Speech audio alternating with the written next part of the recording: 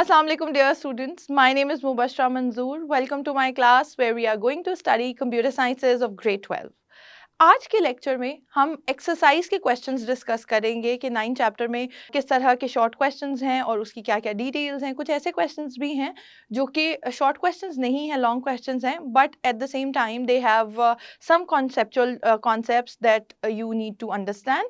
तो हम देखते हैं कि वन बाय वन हम किस तरह से उन क्वेश्चंस को एड्रेस करेंगे। सो डियर स्टूडेंट्स, जैसे कि मैंने कहा कि हम इसमें लेक्चर में एलिमेंट्स ऑफ सी का जो चैप्टर है इसकी एक्सरसाइज को डिस्कस करेंगे। अगर आप फर्स्ट क्वेश्चन देखें बुक में तो it is fill in the blanks.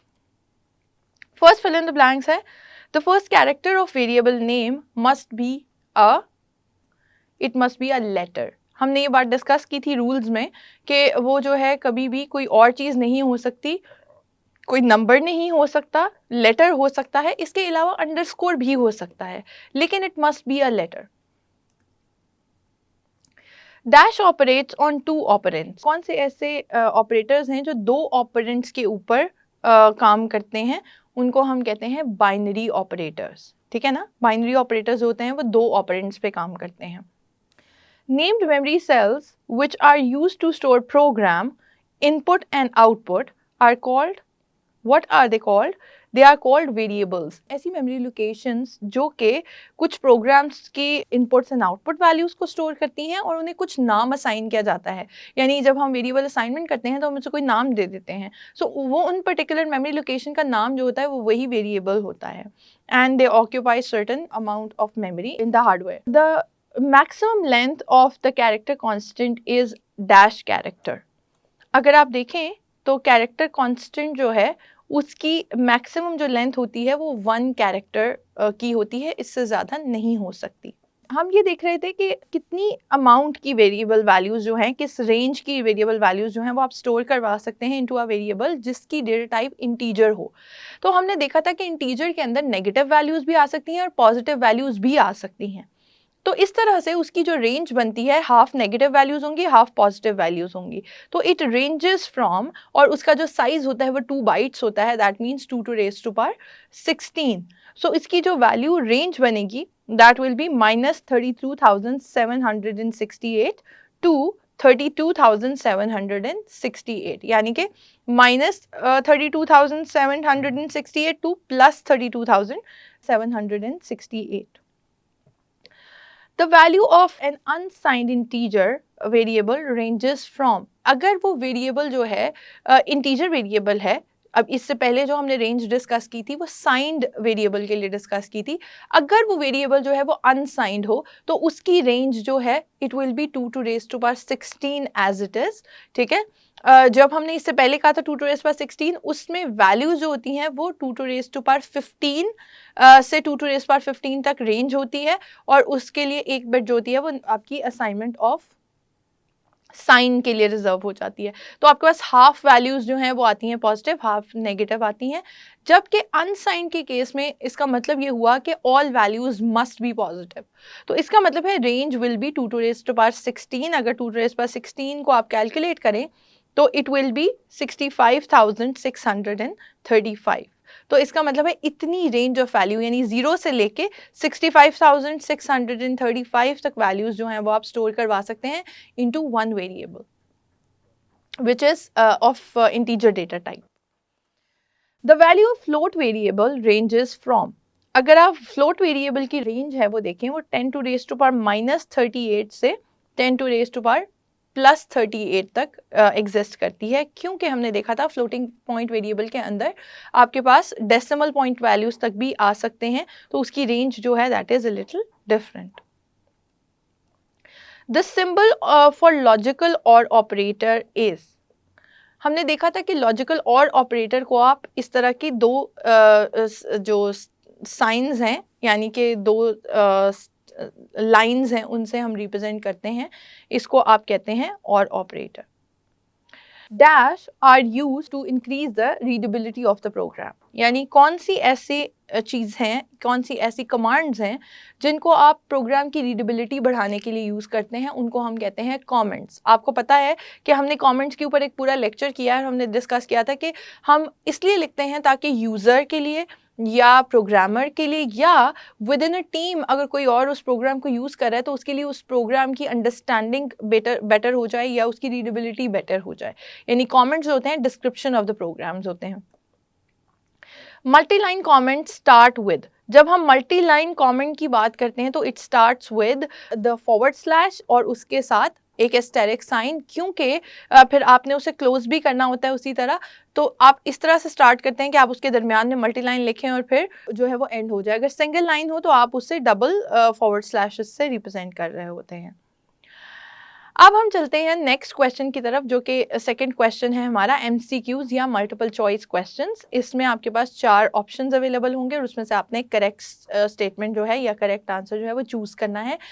Please make sure कि आप जब पेपर में ये क्वेश्चंस अटेम्प्ट कर रहे हों तो आप ओवर राइटिंग ना करें। यानी आप जब क्वेश्चन का आंसर चूज करें तो आप बिल्कुल श्योर हों कि ये क्वेश्चन का आंसर एग्जैक्टली सेम है, तभी उसको टिक करें या सर्कल करें। जब तक श्योर ना हो तब तक सर्कल ना करें, क्योंकि ओवर राइटिंग के मार्क्स डिडक्ट होते हैं समटाइम्स, और आपका आंसर चाहे आपने बाद में करेक्ट करके उसको गलत भी किया है, गलत आंसर को सही भी करेक्ट किया है, तो उसके बावजूद आपके मार्क्स जो हैं वो डिडक्ट होंगे क्योंकि आपने ओवर राइटिंग की है। So that is not usually recommended to do that in MCQs। Variables, first जो हमारा MCQ है that is variables are created in, आपको नीचे 4 ऑप्शन दिए हुए हैं जिसमें मेमोरी के डिफरेंट तरह के ऑप्शंस हैं, यानी रैम है, रोम है, हार्ड डिस्क है और कैश मेमोरी है। अगर आप देखें तो हमने कहा था जो वेरिएबल्स होते हैं they store in a temporary memory, यानी कि वो सिर्फ उतने ही टाइम के लिए स्टोर होते हैं जितनी देर के लिए प्रोग्राम एग्जीक्यूट नहीं होता, उसके बाद वो डिस्ट्रॉय हो जाते हैं वापस। तो इसका मतलब ये है कि उन प्रोग्राम्स को हमें कहाँ पे स्टोर करवाना होगा, रैम में, जो कि आपकी रैंडम एक्सेस मेमोरी है या टेम्पररी वोलेटाइल मेमोरी है। Which of the following is a valid character constant. अब यहाँ पे देखें तो आपका एलिमिनेशन का मेथड बहुत अच्छे तरीके से यूज़ हो सकता है, क्योंकि जब हम बात करें हैं कैरेक्टर की तो उसका मतलब ये हुआ कि कैरेक्टर सिर्फ वही होगा जो सिंगल कोटेशन मार्क से रिप्रेजेंट हो रहा है। इसके अलावा अगर हमने कुछ भी और यूज़ किया है that is not suppose to be a character in C, क्योंकि कैरेक्टर होगा ही वही जो सिंगल कोटेशन मार्क्स में हमने लिखा होगा। तो अगर आप देखें इसमें से ऑप्शन सी या 6 जो है with single quotation marks is a character, or it will be considered a character by the compiler of C language. Which of the following data type offers the highest precision? कौन सी ऐसी data type है जो सबसे ज़्यादा precise होती है? अगर आपको याद हो कि जब हमने फ्लोटिंग और इंटीजर टाइप्स को डिस्कस किया था उसके बाद हमने ये भी देखा था कि जो लॉन्ग डबल है that is more precise than the previous data types, यानी फ्लोट और इंटीजर से भी वो ज़्यादा प्रिसाइज होती है। When the result of computation of two very small numbers is too small to be represented, this phenomena is called. अच्छा, ये अगर आपको याद हो तो हमने एक लेक्चर में डिस्कस किया था कि डिफरेंट तरह की प्रॉब्लम्स आ सकती हैं जब हम टू लार्ज नंबर्स या टू स्मॉल नंबर जो हैं उनको ऑपरेट कर रहे हों आपस में, और स्पेशली हमने मल्टीप्लिकेशन, डिवीजन, अरिथमेटिक का केस डिस्कस किया था। तो हमने कहा था कि अगर बहुत छोटा आंसर भी होता है तो समटाइम्स जो आपका प्रोसेसर है वो उसे लेगा कि इट इज़ इक्वलेंट टू 0, या अगर बहुत लार्ज नंबर है तो maybe the data type does not have the enough capacity to contain that value.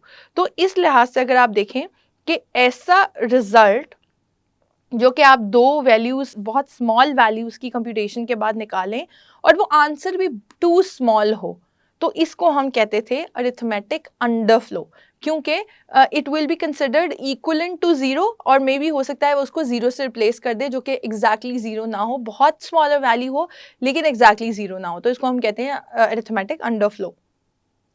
The symbol equal two is represents what.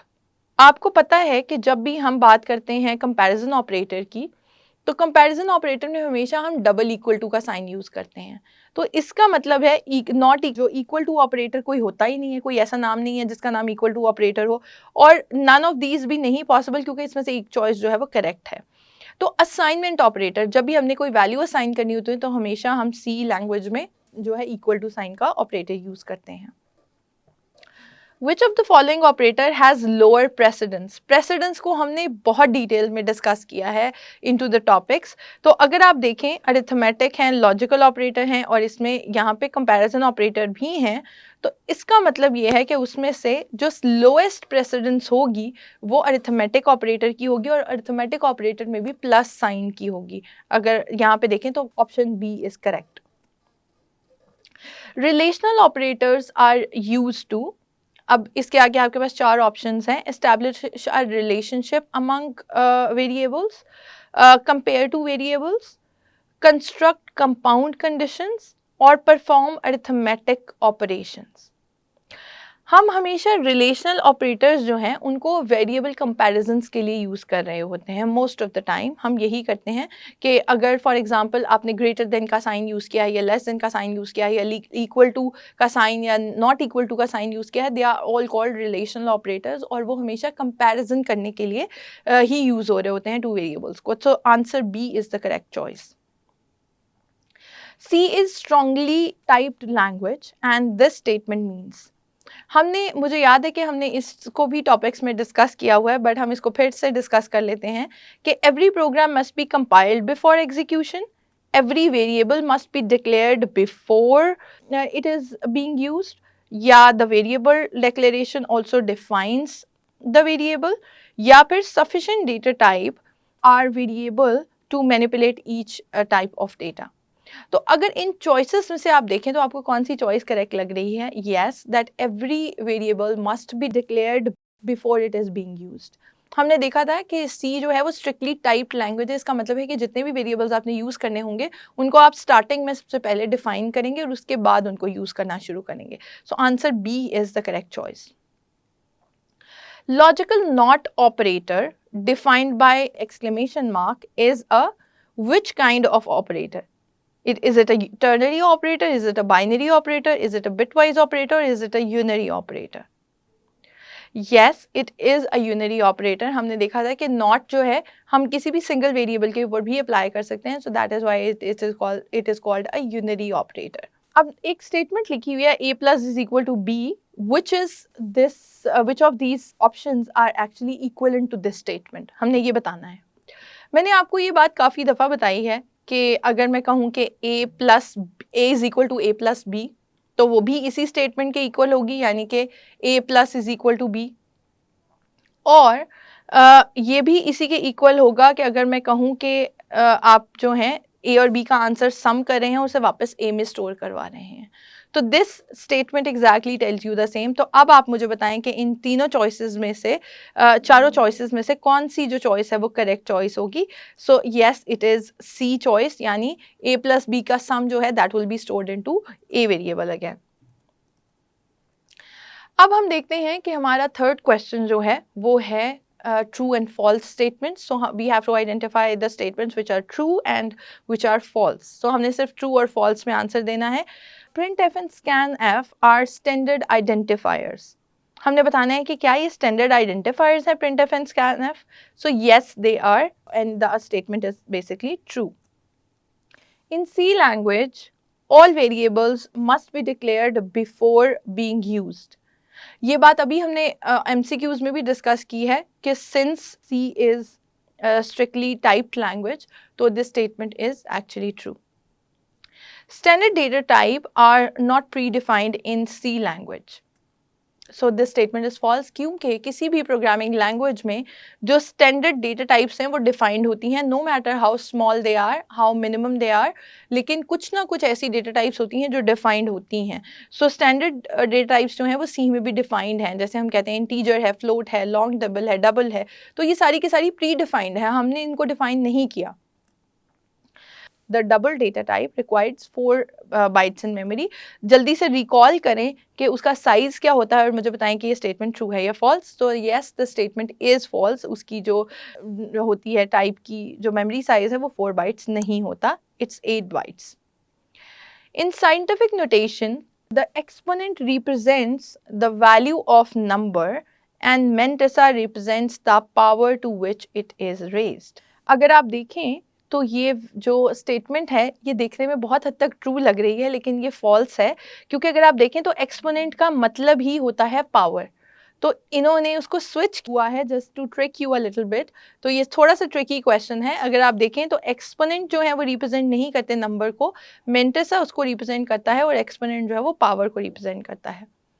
The symbol for modulus operator is percentage sign. So it is true. हम जब modulus find out करना चाहते हैं तो हम percentage का sign ही use करते हैं into C language. The symbol equal to is used to compare two values. You have to be very careful about answering this question. अगर आपका answer true है तो ये आंसर गलत है, क्योंकि it must be double equal to sign. यानी जो आपका सिंगल इक्वल टू साइन है that is for the assignment operator, that is not for comparison. Comparison operator is when you use double equal to signs. Operator precedence determine the order of evaluation of operator in an expression.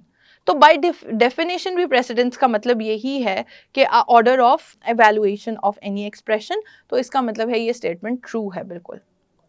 For many compilers, a C variable name can be up to 31 characters. So this statement is also true. हमने देखा था कि maximum जो length हो सकती है किसी character की, किसी variable name की, वो 31 characters तक हो सकती है C compilers में।